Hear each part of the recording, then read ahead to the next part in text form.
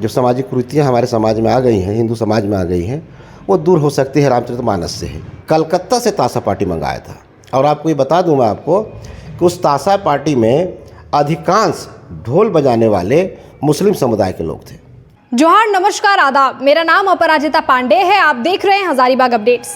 रामनवमी की होड़ पूरे हजारीबाग में है। ऐसे में रामनवमी का जो इतिहास है, मर्यादा पुरुषोत्तम श्री राम के यहाँ पे इंटरनेशनल रामनवमी के जो इतिहास है, उनसे कई लोग अनभिज्ञ हैं। आप देख रहे हैं हजारीबाग अपडेट्स लगातार सीरीज निकाल रहा है रामनवमी को लेकर के। आज इतिहास पर बातचीत होगी और बहुत खास होगा इतिहास। आपको हमें जानना बेहद ज़रूरी है, क्या है इतिहास हजारीबाग के इंटरनेशनल रामनवमी की। हमारे साथ हैं विजय केसरी जी, जिनकी कई संपादकीय पृष्ठ में जो है अपना लोहा समझिए मनवा चुके हैं रामनवमी के इतिहास में। मुझे नहीं लगता आपसे बेहतर कोई बता सकता है। पहले तो खूब खूब स्वागत है। बहुत बहुत धन्य अपराजिता जी, आपने रामनवमी के अवसर पर रामनवमी संबंधित जो प्रश्न पूछा है, मैं समझता हूँ कि हजारीबाग ही नहीं, पूरे देश के श्रोताओं को, पाठकों को जानना चाहिए कि हजारीबाग की रामनवमी कितना महत्वपूर्ण है। हजारीबाग की रामनवमी लगभग 106 वर्ष पूरा करने जा रहा है, और 106 वर्षों में रामनवमी के इतिहास में जो परिवर्तन आया है वो अद्भुत और बेमिसाल परिवर्तन है। एग्जैक्ट कब शुरुआत हुई थी, कौन से वर्ष से शुरुआत हुई थी? 1918 में रामनवमी पर्व की शुरुआत हुई थी। रामनवमी पर्व की शुरुआत करने वाले हजारीबाग नगर स्थित जेपीएम मार्ग में श्री गुरु सहाय ठाकुर ने इसकी शुरुआत की थी। उसके संदर्भ में कुछ इस तरह की प्रचलित बातें हैं जिस पर हमने शोध भी किया है, और मैं समझता हूँ कि अक्षरश वो बातें बिल्कुल सही है। गुरु सहाय ठाकुर एक सामाजिक कार्यकर्ता, वो समाज में कुछ परिवर्तन चाहते थे, सामाजिक कुरीतियों को दूर करना चाहते थे, और उस समय स्त्री शिक्षा पर बहुत रोक थी। वो चाहते थे कि स्त्री की भी शिक्षा हो। जब तक स्त्री शिक्षित नहीं होगा, हमारा समाज बेहतर नहीं होगा। और गुरु सहाय ठाकुर बचपन से ही, बालकाल से ही भगवान राम और भक्त हनुमान के भक्त थे। तो चाहते थे कि राम ही या रामचरितमानस ही इन लोगों में जो सामाजिक कुरीतियाँ हमारे समाज में आ गई हैं, हिंदू समाज में आ गई हैं, वो दूर हो सकती है रामचरितमानस से ही। तो एक दिन उन्होंने स्वप्न देखा जिसमें भगवान राम उनसे यह आग्रह कर रहे थे कि बेटे, तुम ऐसे रामनवमी के दिन, चैत्र नवमी के दिन महावीर झंडा लेकर के हजारीबाग नगर के विभिन्न मंदिरों का भ्रमण करते हुए अकेले निकलो तुम। इस बात की चर्चा उन्होंने अपने घर वालों से की। अपने घर वालों के बाद उन्होंने अपने मित्र से बात की, टीभर गोप से, हीरालाल महाजन से, और भी कई अन्य लोगों से। मैंने 5 मित्रों से उन्होंने बात की। उनके सब मित्रों ने कहा कि नहीं भाई, ये तो भगवान राम अगर आपके सपने में आए हैं और राम के आप भक्त हैं, तो आपको तो यह काम करना ही चाहिए। तो पहला जुलूस 1918 चैत्र शुक्ल नवमी के दिन भगवान राम का झंडा लेकर के, हनुमान का झंडा लेकर के, कुछ गाजे बाजे, चमारी बाजे के साथ वो यहाँ से निकले, जो पारंपरिक गाजे बाजे उसके साथ। हाँ, उसके साथ वो निकले, और पंच मंदिर, बड़ा अखाड़ा, महावीर स्थान मंदिर, और उसके बाद 4-5 और मंदिरों का भ्रमण करते हुए उन्होंने पहला महावीरी जुलूस निकाला था। जब उनका जुलूस निकला तो नगर में एक चर्चा का विषय बन गया भाई कि इससे पूर्व भगवान राम के जन्मदिन पर किसी ने जुलूस नहीं निकाला था, ये पहला जुलूस उन्होंने निकाला था। तो पहला वर्ष में 5-7 लोग साथ में थे, फिर बाद में धीरे धीरे यह जुलूस ऐसे बढ़ता गया। उनका उद्देश्य था कि समाज में जो व्याप्त कुरीति है उसको हमको दूर करना है। तो उन्होंने कहा कि राम ही एक ऐसा माध्यम है, उनके विचार ही, उनका संदेश ही एक ऐसा माध्यम बनेगा जिससे सामाजिक कुरीति है सो दूर होगी। तो उन्होंने अगले साल, माने 1919 की जुलूस के लिए 1 साल पूरी तैयारी की। जो 5 का जुलूस निकला था उसमें 100 से ज़्यादा लोग सम्मिलित हो गए, और उसमें कालांतर में जाकर के धीरे धीरे माने ये जुलूस है सो 100 से 1000, 1000 से कई हज़ार में परिवर्तित हो गया। और आपको मैं याद दिला दूं कि 1947 में जब देश को आज़ादी मिली थी, तो उस साल जो पहला रामनवमी पड़ा था वो अद्भुत रामनवमी था। उसमें हजारों हजार की संख्या में माने श्रद्धालु ग्रामीण क्षेत्र से, शहरी क्षेत्र से जुटे थे। उसमें हजारीबाग के पहले सांसद रामनारायण सिंह भी उसमें शामिल थे, बाबू रामनारायण सिंह भी शामिल थे। हीरालाल महाजन शामिल थे, यदुनाथ बाबू शामिल थे, पाचू गोप शामिल थे और अद्भुत जुलूस था, माने विजय का जुलूस था। और उसमें पूरे नगर में लोगों ने इसका स्वागत किया था। और फिर 1950 के बाद धीरे धीरे जुलूस के स्वरूप में काफ़ी परिवर्तन आता गया। और जुलूस का संचालन के लिए 1949 और 1950 के आसपास कि भाई जुलूस को हम बेहतर ढंग से संचालित करें, तो महासमिति का गठन हुआ था। पहली बार वही 1949 और 1950 के दरमियान में महासमिति की बैठक लगा लोगों को कि नहीं, एक टीम होनी चाहिए। हाँ। और उस महासमिति का दायित्व था कि जो नगर और शहर से जुलूस आ रहे हैं उसका विधिवत संचालन किया जाए।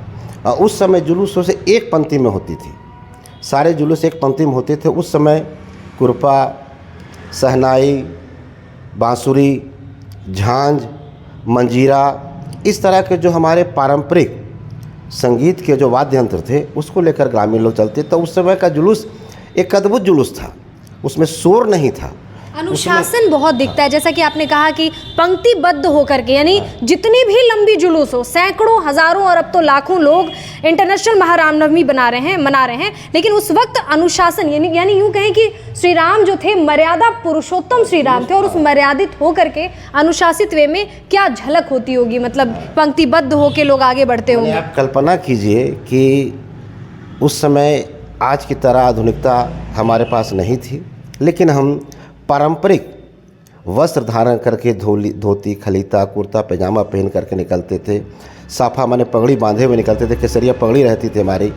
और उसके बाद बांसुरी बज रहा हो, मंजीरा बज रहा हो, ढोलक बज रहा हो, नगाड़ा बज रहा हो, और उसमें शस्त्र प्रदर्शन चौक चौराहे पर हो रहा हो, तो समझ लीजिए कितना सुंदर और कितना मोहक वो लगता होगा। और उसके बाद भगवान रामचरित्र के गीत, संगीत, लोकगीत, खोटा में भी गीत बजते रहते थे, लोग गाते रहते थे, नाचते रहते थे, झूमते रहते थे। उसको देख करके लगता था कि ये अद्भुत रामनवमी है। और गुरु सहाय ठाकुर पूरे चैत माने पूरे एक महीना भगवान राम के संदेशों को जन जन तक पहुंचाते थे। कुछ हैंडबिल भी लेकर पहुंचाते थे, कहीं कहीं नुक्कड़ सभाएं होती थी, भगवान राम के संदेश को सुनाते थे। हीरालाल महाजन सुनाते थे, और भी उनके साथ जो लोग थे वो सारे लोग सुनाते थे। तो उसका हमारे समाज में एक बड़ा इम्पैक्ट पड़ा, और जो सामाजिक कुरीति थी वो धीरे धीरे उसमें है सो कमी आई है। और स्त्री शिक्षा के लिए गुरु साहिब ठाकुर ने जो काम किया था, शुरू किया था, बाद में पहला हजारीबाग में स्त्री स्कूल माने लड़कियों का स्कूल गुरु साहिब ठाकुर ने ही कुम्हाटोली में खोला था। ये पहला स्कूल माने आज़ादी से पहले की बात है, ये पहला स्कूल उन्होंने कुम्हाटोली में खोला था। और उस स्कूल खोलने के बाद इनकी थोड़े समाज में बड़ी कड़ू आलोचना हुई थी, लेकिन उसकी इन्होंने परवाह नहीं की। और उन्होंने साफ शब्दों में कहा कि राम भी पढ़े लिखे थे, गुरुकुल में उनको शिक्षा हुई, सीता माता भी पढ़ी लिखी थी, और जितने भी उस समय की रानियाँ थी सब पढ़ी लिखी। तो आज हमारा समाज में स्त्री क्यों पीछे रहे? तो इनकी बातों का असर पड़ा। फिर धीरे धीरे जा कर के हजारीबाग नगर और ग्रामीण क्षेत्र के जो अभिभावक थे, अपने बच्चियों को उन्होंने अपने स्कूल में दाखिला करवाना शुरू किया था। और गुरु साहिब इस संबंध में एक और हम विशेष बात बता दें आपको, गुरु साहिब ठाकुर की अपनी बड़ी बेटी अपने पिता के ही स्कूल कुम्हाटोली में पढ़ करके है सो ऊंचे पद तक है सो पहुँच पाई थी। मतलब सही बात है, एक स्त्री की शिक्षा इस वजह से भी ज़रूरी है क्योंकि दो कुलों को वो आगे बढ़ाती है, और दो कुल में जो बच्चे हैं उनके वो शिक्षित होंगे, सही मार्गदर्शन पा सकेंगे। यानी स्त्री शिक्षा के लिए यूँ कहें हजारीबाग में इन्होंने ही जो है नींव रखी। बिल्कुल। अच्छा, अभी वर्तमान की रामनवमी तक की आपने बात कही, कितना बदलाव हुआ है। अभी बिल्कुल 2024 की बात करें और वो 2018 या यूँ कहें कि आज़ादी के वक्त का ही बात कर लें, क्या बदलाव हुआ है, क्या अच्छाइयाँ और इन हुई हैं, क्या और चीज़ें हैं जिनमें बदलाव की आवश्यकता है? 2024 में जो रामनवमी हम लोग मनाने जा रहे हैं, चूँकि सर्वविदित है कि 22 जनवरी को इस वर्ष अयोध्या में रामलला की प्रतिमा स्थापित हुई है, तो स्वाभाविक है पूरे देश में रामनवमी का उत्सव मनाया जाएगा।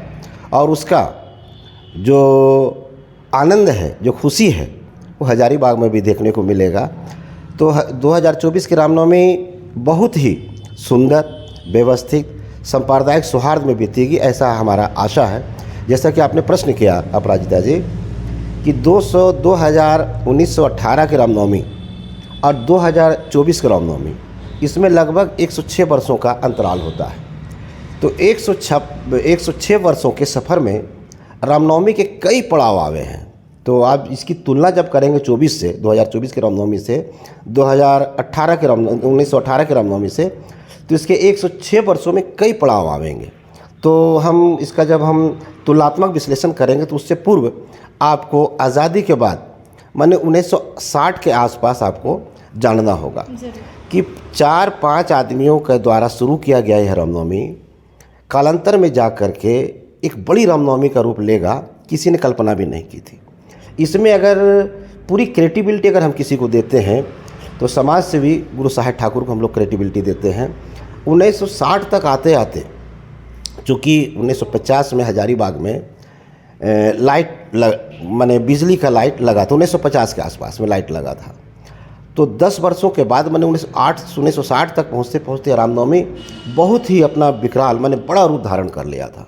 और उस समय पहले तो रामनवमी में सिर्फ झंडे, नाच गान, शस्त्र प्रदर्शन ही हुआ करते थे, लेकिन 1960 के बाद रामनवमी की प्रतिमा में झांकियाँ शुरू होने लगी, जिसमें प्रतिमाएं जैसे पहले हनुमान जी की प्रतिमा, राम जी की प्रतिमा, उसके बाद दुर्गा जी की प्रतिमाएं शामिल होने लगी।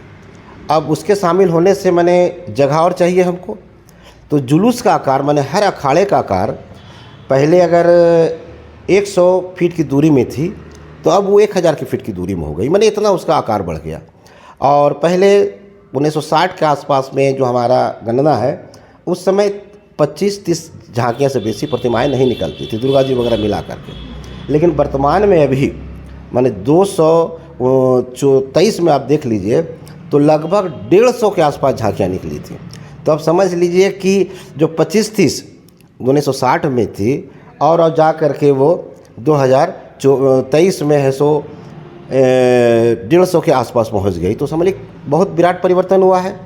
और 1960 के बाद जब प्रतिमाएं आने लगी, उसके बाद प्रतिमाओं के माध्यम से विभिन्न क्लब वाले जो गुरु साहेब ठाकुर चाह रहे थे सामाजिक संदेश देना। सामाजिक संदेश क्या भाई?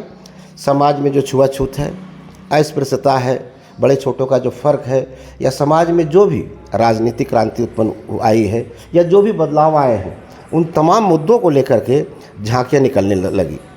और जब झांकियाँ निकली तो उसको देखने वाले लोगों की भी भीड़ जमने लगी और काफ़ी संख्या में लोग आने लगे। तो मैं समझता हूँ कि 1960 के बाद जो हज़ारों की रामनवमी थी वो धीरे धीरे जा कर के वो लाखों की रामनवमी बन गई।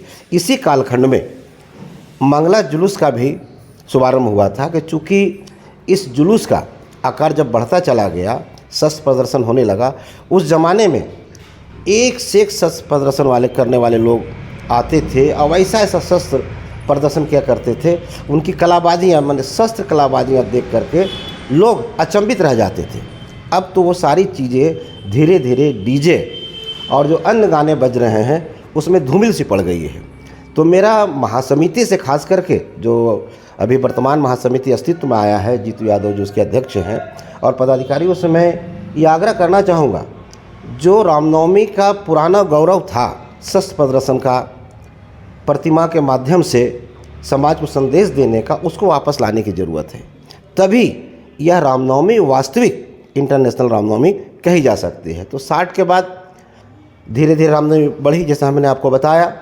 उसके बाद 70 के आसपास रामनवमी जो है उसमें विविध लाइट, रात्रि डेकोरेशन होने लगा। जो शाम होते होते रामनवमी 9 बजे, 8 बजे, 7 बजे तक समाप्त होने लगी थी, वह रामनवमी 10 बजे, 11 बजे समाप्त होने लगी। और उसमें मैंने अद्भुत किस्म के लाइट, कलकत्ता से लाइट आने लगे, उसके बाद गिरिडीह से लाइट आने लगे, रांची से लाइट आने लगे, हजारीबाग में भी लाइट लगने लगा। और एकदम इतना सुंदर और इतना मोहक बनाया जाने लगा कि लोग दिन की जगह रामनवमी रात में देखने लगे।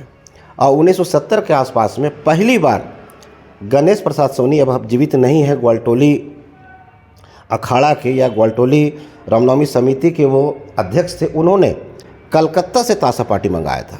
और आपको ये बता दूं मैं आपको कि उस ताशा पार्टी में अधिकांश ढोल बजाने वाले मुस्लिम समुदाय के लोग थे। अरे वाह। और उन्होंने जब इसको ताशा पार्टी को लाया, और जब उसमें एक मौलाना, नाम मैं भुला रहा हूँ उनका, और जब वो बजाते थे तो उसके पीछे उस समय के युवा नाचने के लिए, जय श्री राम कहने के लिए दीवाने हो जाते थे। और ख़ुद मौलवी साहब वो भी जय श्री राम करके नाचते थे और बजाते थे। वो दृश्य देख करके आज भी रोंगटे खड़े हो जाते हैं। किस तरह हजारीबाग में हिंदू मुस्लिम एकता थी। उसी कालखंड में आपका हिंदू मुस्लिम एकता, सर्वधर्म समभाव, कौमी एकता आदि संगठन जन्म लेने शुरू किए थे। और जहाँ जहाँ रामनवमी का जुलूस निकलता था या जिन जिन मार्गों से रामनवमी की जुलूस निकलती थी, वहाँ पर कौमी एकता वाले, हिंदू मुस्लिम, अखिल भारतीय हिंदू मुस्लिम एकता संघ वाले उनका पुरजोर स्वागत करते थे। तो रामनवमी सिर्फ हिंदू समाज को ही जोड़ के नहीं रखा, बल्कि रामनवमी ने समाज के, सिख समुदाय के, ईसाई समुदाय के, मुस्लिम समुदाय के तथा विविध विचार वालों को जोड़ करके रखा, जोड़ता चला गया। और यह रामनवमी जो है एक सांप्रदायिक सौहार्द का प्रतीक बन गया। और 70 के बाद रामनवमी के शक्ल में कुछ और परिवर्तन आ गए। 70 के बाद जीवित झांकियाँ आनी शुरू हो गई। उसमें हजारीबाग के मल्लाह टोली के द्वारा जो जीवित झांकियाँ निकलती थी, कोर्रा रामनवमी पूजा समिति द्वारा जो जीवित झांकियाँ निकलती थी, जिसमें बबन जी रावण बनते थे, वो अद्भुत, माने जहाँ उनकी गाड़ी, उनकी झांकियों की गाड़ी रुकती थी, हाँ रुक जाती थी, वहाँ पर हजारों हजार की संख्या में लोग हैं सो देखने के लिए उमड़ पड़ते थे। आज इस रामनवमी पर जो डीजे हम लोगों ने इतना बजा रहा है और विविध यंत्रों के माध्यम से जो इतना हम लोग शोर पैदा कर रहे हैं, मेरा उन लोगों से निवेदन होगा कि आप 2018 से 60 के सफ़र की रामनवमी के जो स्थिति थी, रामनवमी किस ढंग से निकलती थी, उसको याद कर लें। और उसी रूप में आज भी अगर रामनवमी में नगाड़ा बजना शुरू हो जाए, पारंपरिक लोकगीत बजना शुरू हो जाए, पारंपरिक ढोल बजना, खुरपा बजना शुरू हो जाए, सहनाई बजना शुरू हो जाए, हारमोनियम बजना शुरू हो जाए, उसका जोड़ नहीं, तो वो रामनवमी शोर भी पैदा नहीं करेगा, बल्कि घर के लोग इंतज़ार करेंगे कि हमारे मोहल्ले से रामनवमी गुजरे और हम उसको देखें। चूँकि अब हम लोग 2024 में प्रवेश कर चुके हैं, तो जो पुरानी रामनवमी थी और आज की जो रामनवमी आ गई है, तो उसमें कुछ ना कुछ परिवर्तन आधुनिकता का। उस समय शिक्षा का दर कम था, आज शिक्षा का दर ज़्यादा है। उस समय राजनीति का ज्ञान लोगों को कम था, आज की बदली परिस्थिति में राजनीति का ज्ञान ज़्यादा है, आज लोग ज़्यादा जागरूक हो चुके हैं। तो मेरा उन लोगों से निवेदन होगा खास करके कि रामनवमी को इस रूप में मनाएं कि लगे कि नहीं भाई, ये रामनवमी जो है सो मर्यादा पुरुषोत्तम श्री राम का, जिन्होंने अपनी मर्यादा को स्थापित करने के लिए उन्होंने राज तिलक को स्वीकार कर लिया और 14 वर्षों के वनगमन के निकल पड़े। तो उनका जीवन चरित्र रामनवमी से जुड़ा हुआ है। इसलिए रामनवमी पर हर जुलूसधारी को, चाहे उसमें जुलूसधारी प्रतिमा के साथ शामिल हो, चाहे श्रोता वर्ग हो, दर्शक वर्ग हो, तो लोग सारे लोगों को ऐसा लगे कि नहीं, यह मेरा जुलूस जो है रामनवमी का जुलूस है, मर्यादा पुरुषोत्तम राम का जुलूस है, ऐसा प्रतीत होना चाहिए। बहुत शुक्रिया आपका। केसरी जी हमारे साथ थे और ऐसे में आपको बता दूं, केसरी जी संपादकीय पृष्ठ में अपना लोहा मनवा चुके हैं। संपादकीय पृष्ठ में इनके कितने ही जो है लेख आते ही रहते हैं। 7 वर्ष की उम्र से इन्होंने जो है लेखनी की शुरुआत करी और 45 वर्षों का लगभग इनको अनुभव है लेखनी में। आपका बहुत शुक्रिया हमारे दर्शकों से बातचीत करने के लिए और ये चीज़ें श्री राम, मर्यादा पुरुषोत्तम श्री राम के बारे में चीज़ें बतलाने के लिए, हजारीबाग के इंटरनेशनल रामनवमी के बारे में इतिहास से बात बतलाने के लिए और गंगा जमुनी तहजीब के ऊपर निर्धारित होकर के जिस तरह से हिंदू मुस्लिम एकता, सिख ईसाई एकता जो लेकर चल रहे थे लोग, उस चीज़ के विषय में बताने के लिए बहुत शुक्रिया आपका। बहुत बहुत धन्यवाद। और मैं यह निवेदन करना चाहूँगा कि आप पराजिता ने बहुत ही ढंग से और बहुत ही स्तुतिशील अपने प्रश्नों को रखा और मैं समझता हूँ कि हजारीबाग के गौरवशाली रामनवमी के इतिहास को हजारीबाग के हर नागरिक को जानना चाहिए। और इसके साथ ही मैं एक अंतिम निवेदन करके अपनी बात समाप्त कर दूँगा। सांप्रदायिक सौहार्द में रामनवमी में हजारीबाग रामनवमी का कोई जोड़ा नहीं है। यहाँ पर हिंदू, मुस्लिम, सिख, ईसाई सहित विविध धर्म के लोग एक साथ रामनवमी मनाते हैं। कौमी एकता के हमारे राजू भाई, इरफान भाई, अली साहब, इन लोग रामनवमी का जुलूस पार कराने में कई जगहों में उन लोग को चोट लग जाती है, कई जगह कट जाते हैं, लेकिन इसकी परवाह नहीं करके सिर्फ एक ही उनका रहता है कि मर्यादा पुरुषोत्तम राम का जुलूस मर्यादित ढंग से पूरे नगर का परिवर्तन करते हुए राम के मूल्यों को, आदर्शों को स्थापित करते हुए आगे बढ़े और विसर्जित हो। तो इसी उद्देश्य के साथ आप रामनवमी के जुलूस में सम्मिलित हो, यही मेरा आपसे निवेदन होगा। बहुत बहुत धन्यवाद अपराजिता जी। बहुत शुक्रिया आपका। तो कैसी लगी आपको ये इतिहास के कुछ जो हैं, यूँ कहें कि छटा कह लें आप, कैसा लगा आपको जान करके कि आपके अपने श्री राम का इतिहास यहाँ हजारीबाग में ये था। रामनवमी जो नवमी को मनाई जाती थी और अब एकादशा तक चलती है, ये बढ़ गई, लोगों की संख्याएं बढ़ गई, बच्चे बूढ़े, क्या धर्म क्या जात पात, सभी एक साथ मिलकर के रामनवमी का ये मनाएं, जश्न मनाएं। इसी के साथ अब इजाज़त दें, शुक्रिया।